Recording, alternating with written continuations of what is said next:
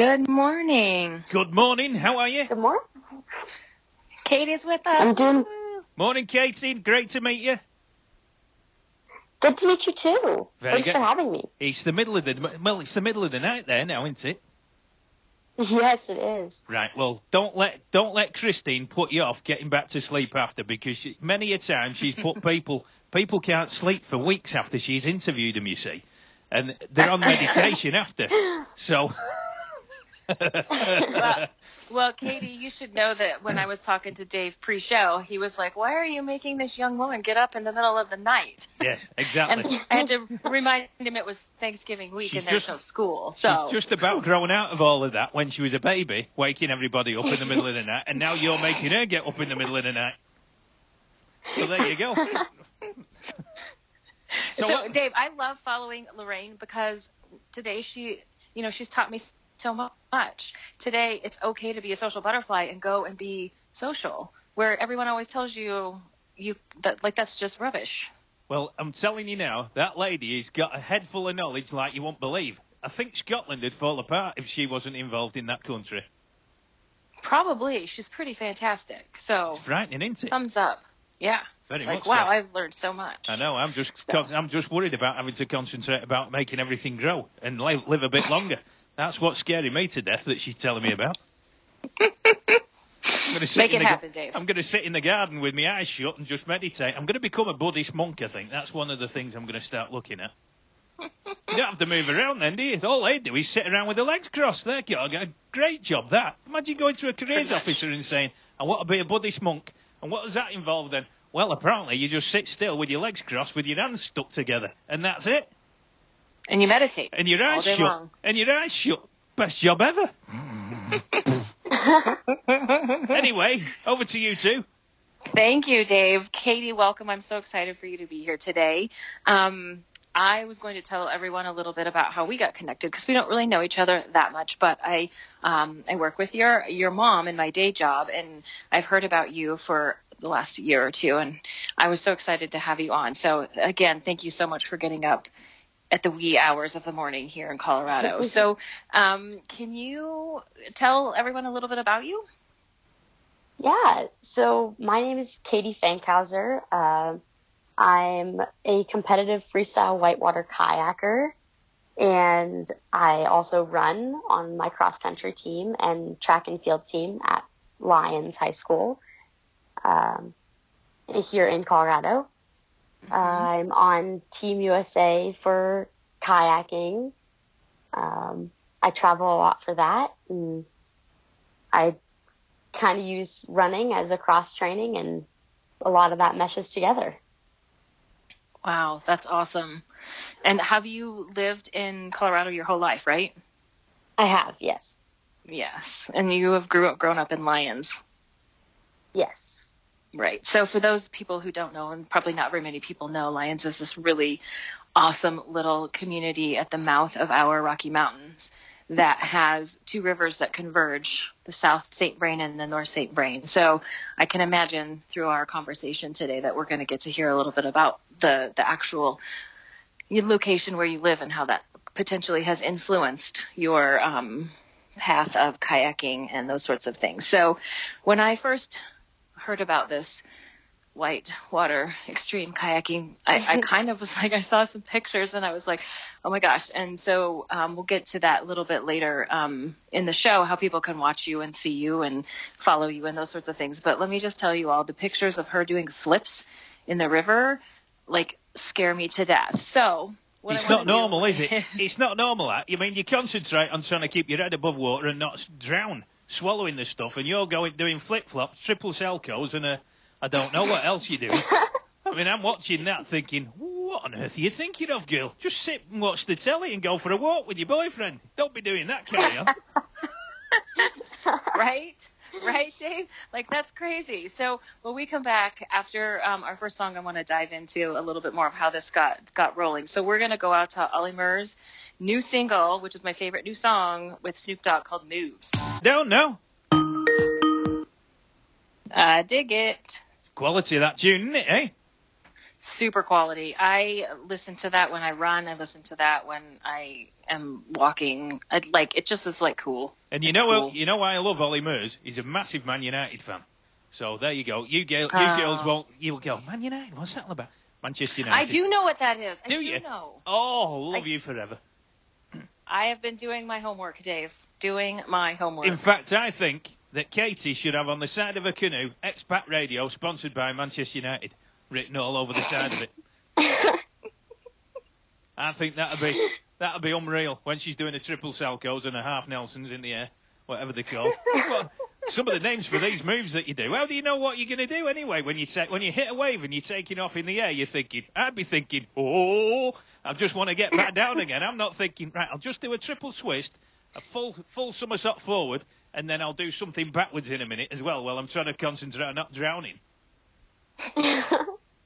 Right? Oh my gosh. So that's one of the questions that I have for Katie. It's like, I'm watching you and I'm hearing stories about you, and like, I'm curious, at what point in your life are you sitting, standing, watching, going, I'm going to like jump in my kayak and start flipping around and going underwater, and like, how did that happen?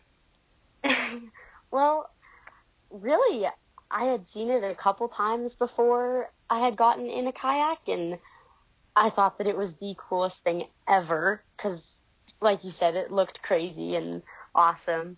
And back then I was a gymnast. I was about 10 years old when I started. So I was used to being upside down. And when I got into the Lions Kids Kayak Club, I learned how to roll my kayak. And so being upside down never really scared me. And with that whole gymnast background, the flips and stuff all seemed like a lot of fun and like gymnastics in a kayak, really. Oh. And yeah. Yeah, but you sat down, aren't you? You're not jumping about. That's the other cheating thing. You can't be tired doing it. You sat down with moving your arms and a paddle. That's definitely a little different, for sure. But it seemed just like so much fun, and it really was, and I loved every minute of it, and I learned how to roll myself back up, and so flipping over was not scary. And once I got good at that, when I went into the river, I was confident enough in my roll, what we call it when you flip yourself back up, and so I wasn't really that scared of being in the river and flipping upside down because I knew that I could get myself back up if I needed to.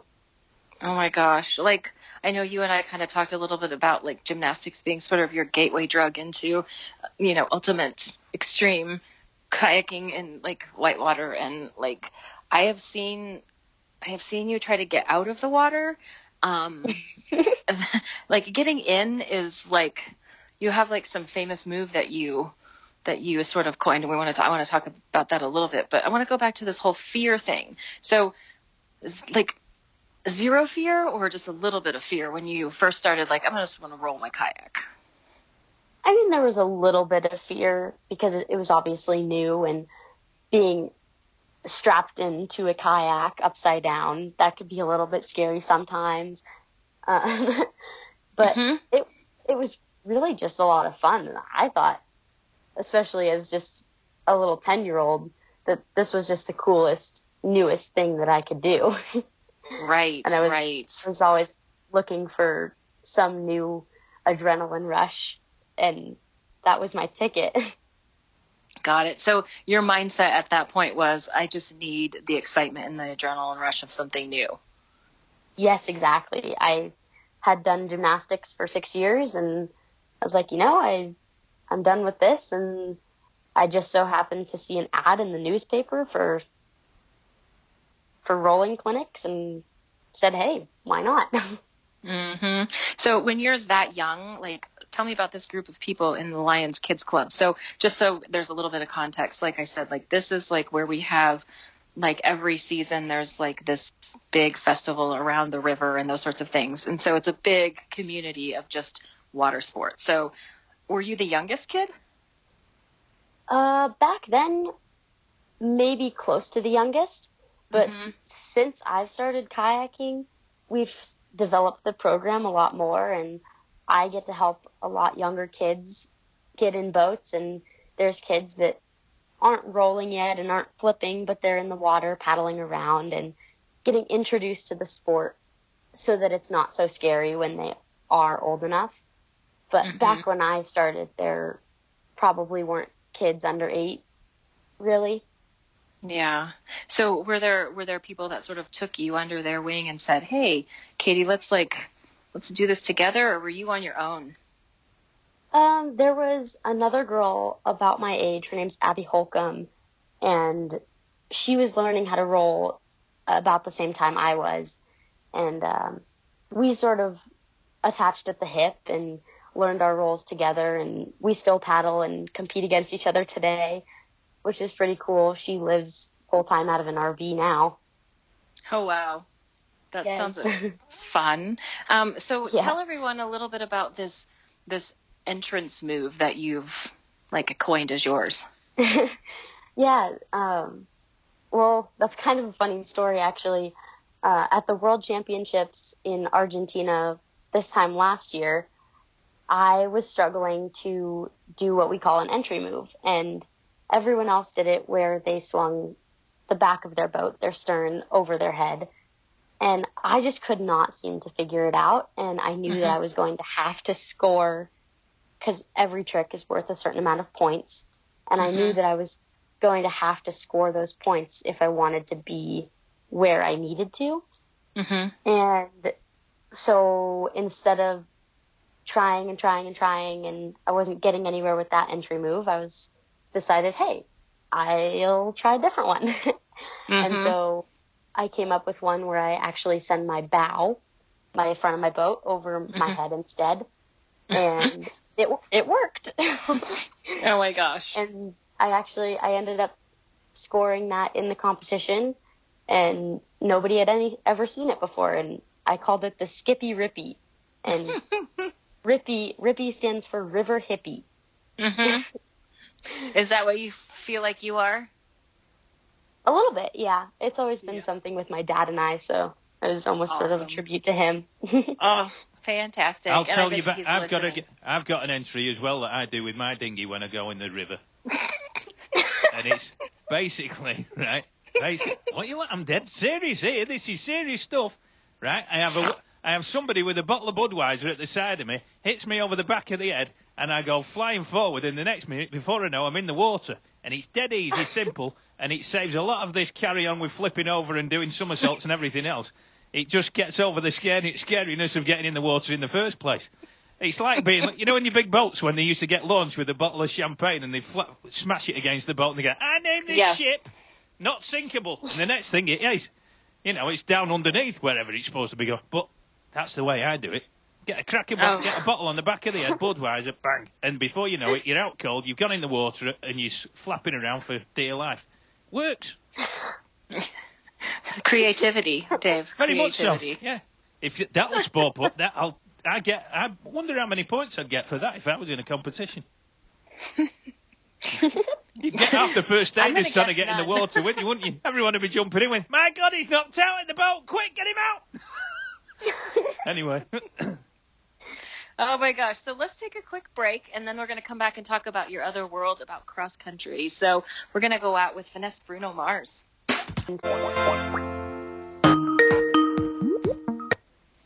Jazzy. Good, that, isn't it? Yes. Very good. I love it. I especially like the thought of when somebody names himself after a chocolate bar. That's another thing that's a good idea. It makes me hungry, though. You know, the thought of having a cold there's nothing worse than a hot chocolate bar, is it? You know, when you keep it in the car and then you open it up and it's all melted and everything, and it's like it's a knockout trying to get it in your mouth. It's all over. You end up wearing it instead of eating the thing. Yeah, it's disappointing. Melted chocolate is disappointing. Yeah, and then the dog's trying to lick it off your face. Will you get off? Anyway. Oh, gosh. Okay, so we're back with Katie Fankhouser today, and so we've been talking about your kayaking, and I want to shift gears just a little bit because you're also a state champion runner as well as runner of the year. So I want to talk about a story I heard from your mom. And so the story was that you were at this cross country meet and it was cold and rainy. It wasn't awesome weather, and pretty much all of your teammates were like, "Oh, let's just get this done. I don't want to be here. Like, let's just roll." And you're like, "Well, hold on a minute." You're like, "Let's just go out and do our personal best. Let's do the best that we can. Let's kick some booty." So how do you remember that story? I do. So what's going through your mind when you hear people are like, "I just kind of want to be mediocre," and you're like, no. Well, it just makes me kind of wonder what they're doing. Like, what was the point of being at that race if you weren't going to try your hardest? Right, right. And I always try to think of giving everything I do 100%, even if I don't like it, even if it means running really hard in a blizzard like it was that day, or doing school when I don't want to do school, or anything really that I'm committed to. I just try to give 100%. And I like to see other people try to do that too. Right. So when you're in those moments where you're like, I don't really feel like doing whatever is in front of me, like, how do you motivate and get yourself to that place of, I want to do my best in this, my 100%? Like, how do you get yourself there? I'm just always thinking about trying to achieve more. And I have a quote that I sort of live by in everything, kayaking, outside of athletics, school, and it's just never settle. And once you reach one goal, move on to the next and keep achieving more, and just not settling for what you already have. And if you can achieve more, and no excuses too. I try to keep myself from making excuses, and that usually keeps me on track. Right. Where do you think that comes from? Is that something that is like a Fankhouser tradition, or is that something that's a Katie tradition? I don't really know. I think it has to do a little bit with how I was raised. Very independent, and that helped me develop into my own person and into my own motivation, which does want me to achieve more, which does push me to achieve more, and makes me want to do more, because I know that I can, and I'm curious to see how far I can go. Right, right. So kind of along those lines, what does it mean to be a leader, in your opinion? I really think leading by example is the way to do it. I try really hard to make other people see their potential and help other people to realize that they can do more too. And I think just like that day when on the starting line of that cross country meet, and we were all, the stoke was low, that's for sure. And a lot of people were not wanting to be there, and I was just trying to get people to make the best of what we had, and to make the best of what could be a good race, and the conditions were the same for everyone. So I didn't see why we couldn't go out and keep our original goals, run some fast times and beat some people. And I think leading the team and being a role model is really important, and leading by example, and by giving my 100%, I hope that other people will want to give theirs too. Right. So do you feel in that moment like you were leading that team because you guys kicked booty that day, and do you feel like your influence helped? Do you feel like you inspired them to be the best they could be that day? I think it's a little hard to tell, but I think that definitely the girls that I run closest to, I helped remember that, oh, well, it is still a good day to run, because every day is a good day to run. And I think that did inspire them, and sort of got them pumped up to run maybe a little faster than they previously had thought about running. Right. Yeah. So let's get back to a little bit about how this could be part of your the way you were raised. Like, you have two other sisters, and like, how have they influenced your kayaking and your running career at the wee age of 16, I might add? Yeah. My older sisters have always been role models to me. They've been huge into athletics too. My sister did gymnastics for 18 years, and I pole vault with my other sister, and we've always been super competitive with each other and pushing each other in sports, and even just competitive at home too. And it's kind of funny because the way that we were raised was to believe in ourselves, but not be cocky, to silently strive and work hard for the goals that we believe we can reach. And I mean, my dad told me last year after the state championships, and where I placed 9th, and I ran a time of 20 minutes and 33 seconds.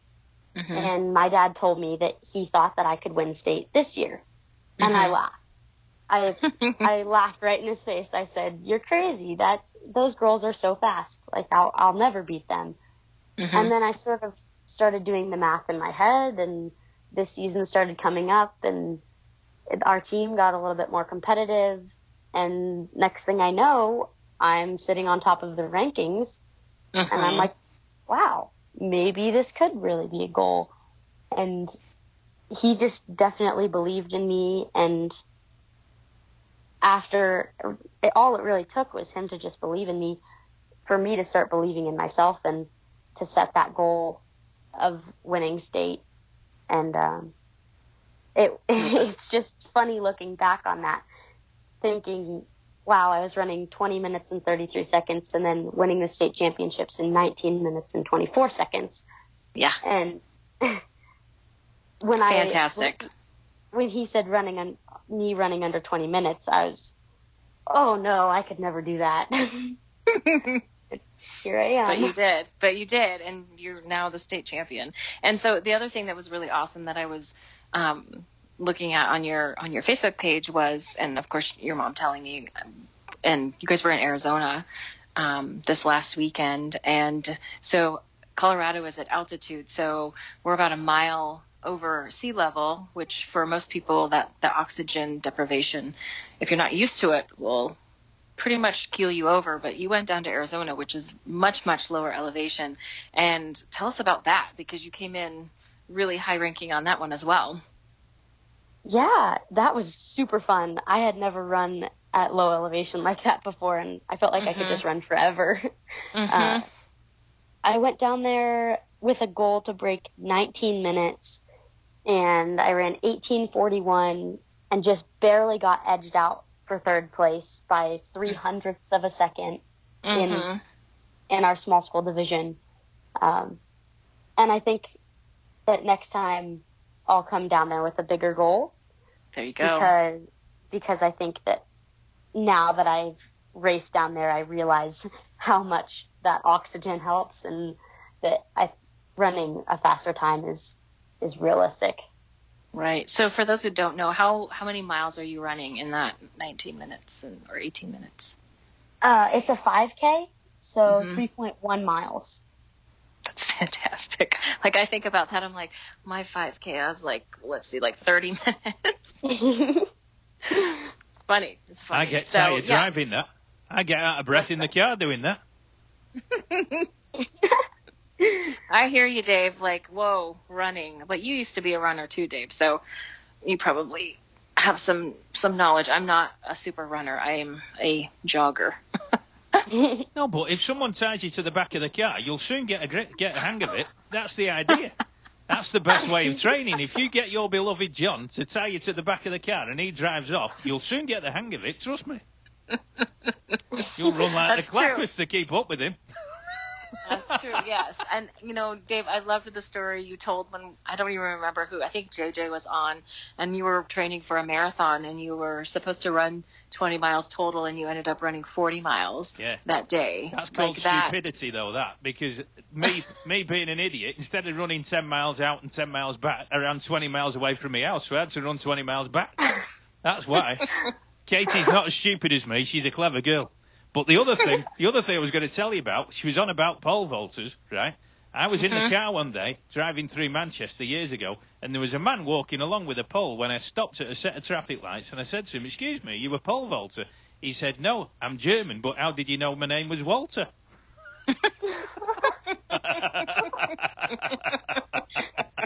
Oh, God. And with that, we should probably go to a song, and then we'll come back and do a little wrap-up. So we're going to go out with Sting and Shaggy, Don't Make Me Wait. Right, we're going back live to the girls this morning. Don't Make Me Wait. Shaggy. Mr. Loverman. Shaggy. Oh, it's Shabba. Shabba, that was it, wasn't it? Not Shaggy. Shabba. God, when you get what? Some, when I drop a clanger sometimes, I mean, the amount of times I get something wrong when I'm announcing it, you won't believe it. People think I get away with murder half the time.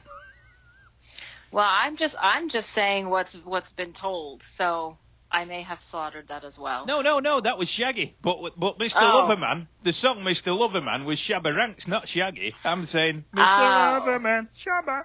It's that one. Obviously not Shaggy. That was Shaggy and Sting. They've got an LP. They've got an album out as well. You want to get that? You'll love that.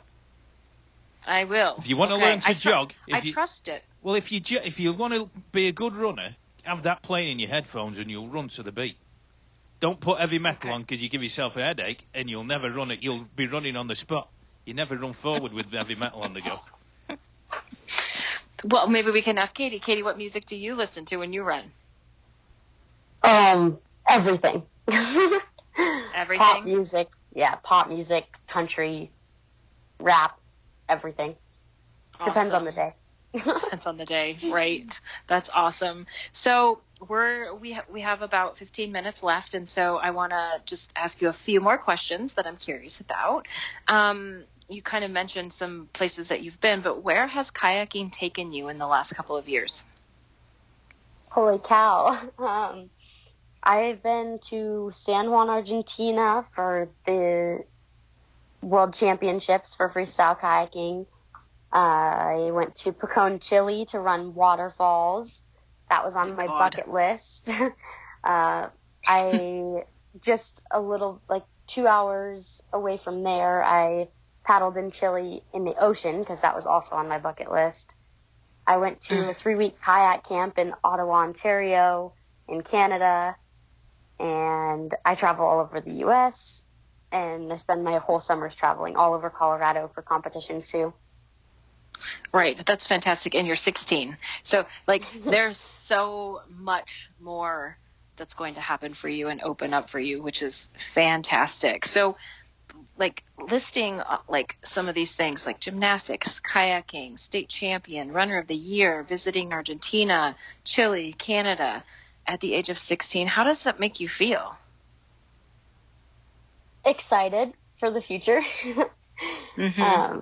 It has me really excited to just see where all this stuff is going to take me. I've made so many good connections in all these different places, met people from all over the world, Mexico, Peru, Canada, you name it, France, Spain. And I think it's just going to be really cool to see where those relationships and those connections take me. Fantastic. So how do you balance all of this, like school, family, kayaking, running? How do you balance all of this stuff? Yeah, it seems like a lot, but surprisingly, they all mesh together pretty well. It's cross-country is good cross-training for kayaking. It gives me endurance. Kayaking is good cross-training for cross-country because it gives me the strength that I need. I really focus on my family too. They are my rock, and they put up with all my crazy ideas, like living out of my car for 3 weeks or my insane schedule. My friends are all in the same kind of sports, so that kind of flows together. But really, I just try to stay focused on the task at hand. If it's cross country season, just focusing on running and making sure I hit the goals that I need to for that. And if it's kayak season, focusing on that. Or if I need to buckle down on academics for school, making sure I'm really, really focused on that, and just making sure that everything is organized and that I'm focused on the task at hand and reaching the goals for that specific thing. Right. So being in that moment, being present in that moment definitely. Is where it, and so like self-care, is there like ever a moment in your world where you just like chill on the sofa and watch TV and like check out, or are you always on the go? Occasionally. I like to stay pretty busy. If I slow down, then sometimes it's easy to get out of the flow if I slow down too long. Right. So totally get that.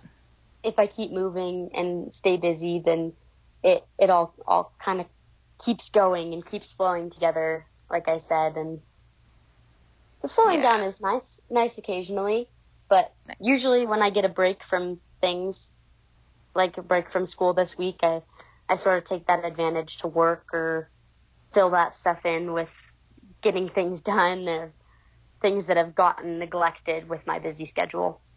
Right. So I kind of asked you this in our pre-radio show conversation.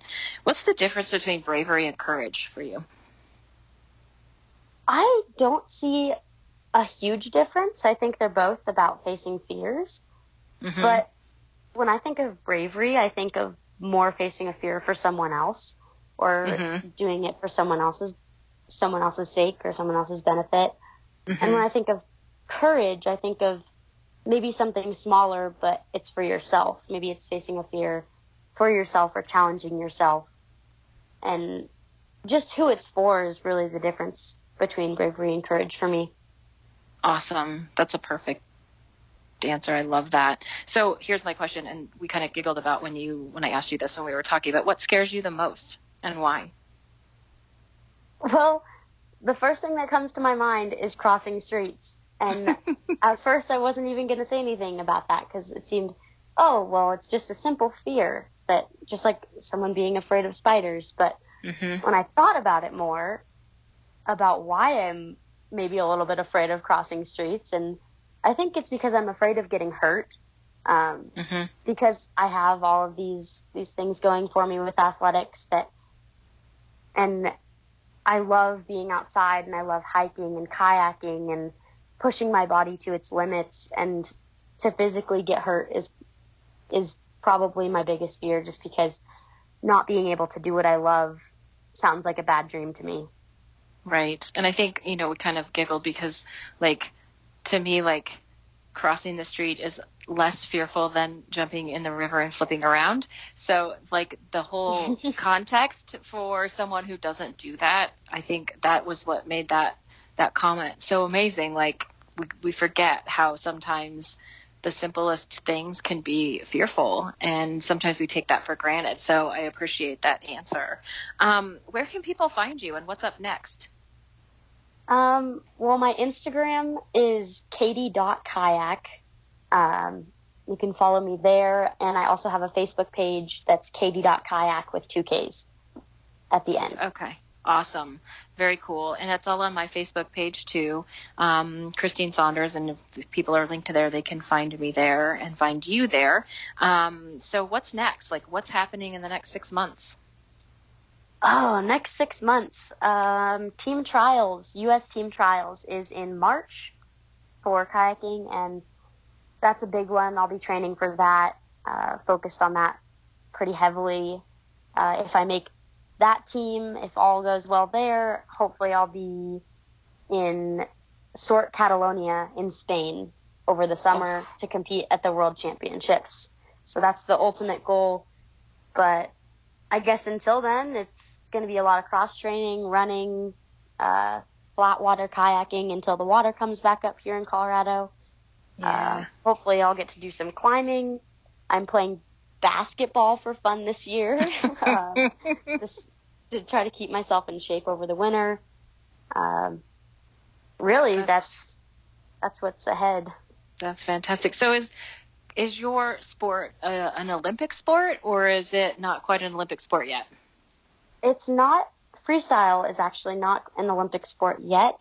I'm hoping it will be at some point, because that would be pretty cool. Yeah.